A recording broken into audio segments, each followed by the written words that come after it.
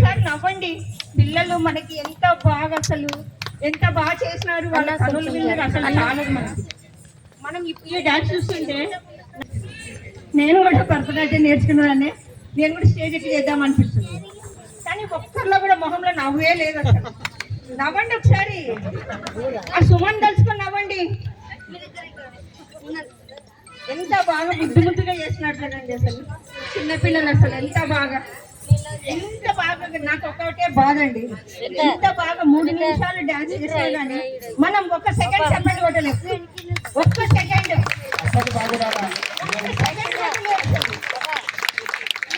వాళ్ళు పిల్లలు ఇంత రాత్రి వాళ్ళకి మేలుకొని మనకు ఆనందపరుస్తా ఉంటే కనీసము మనం ఇంతమంది ఉన్నాం కదా, ఇంతమంది పిల్లలకి మనం చప్పట్లు కొట్టలేమా?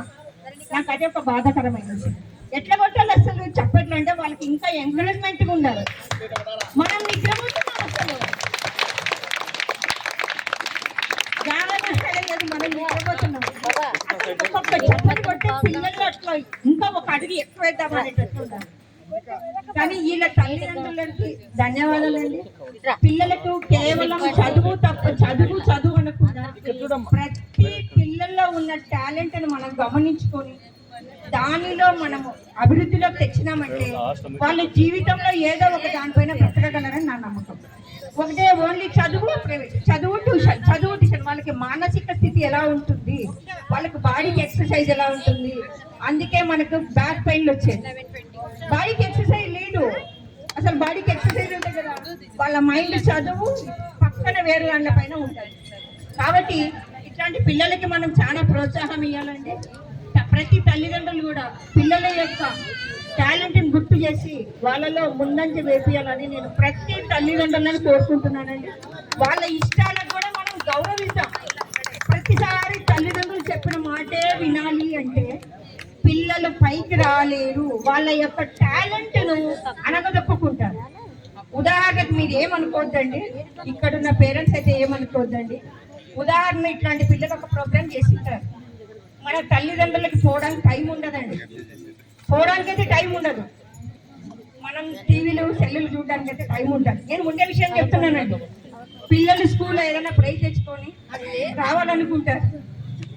ఇంటికి వస్తాడు, ఏమంటారు అమ్మ అమ్మ అమ్మ అనుకుంటూ పరిగెత్తుకుంటూ వస్తారు. పాపం ప్రైజ్ పెడతారు. కొంచెం ఉండవే, నాకు పని ఉంది, తర్వాత మాట్లాడతారు.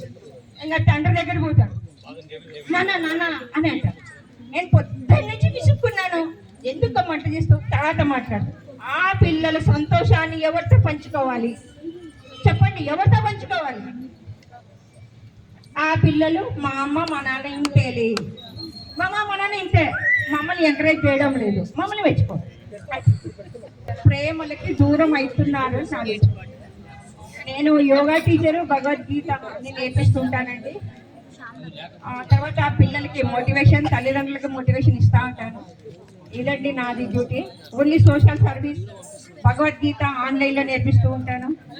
ఇప్పుడు నేర్పించిన పిల్లలకి పెద్దలకి 12, 15, 16, 17 అధ్యాయాలు కంప్లీట్ చూడకుండా చెప్పగలరు. మీరు ఎక్కడ అడిగితే అక్కడ చెప్పగలరు. వాళ్ళకు కూడా సర్టిఫికేట్స్ ఇవ్వడం జరిగింది. ఇంకొక సర్టిఫికేట్ ఉంది, అందరి సమక్షంలో ఇవ్వాలనుకుంటున్నాం. మీరు కూడా పిల్లలకు కూడా సమ్మర్ హాలిడేస్ వేస్ట్ చేసుకోకుండా ఇలాంటి కార్యక్రమాలకు పంపించాలని నేను కోరుకుంటున్నానండి. అందరికీ ధన్యవాదాలండి.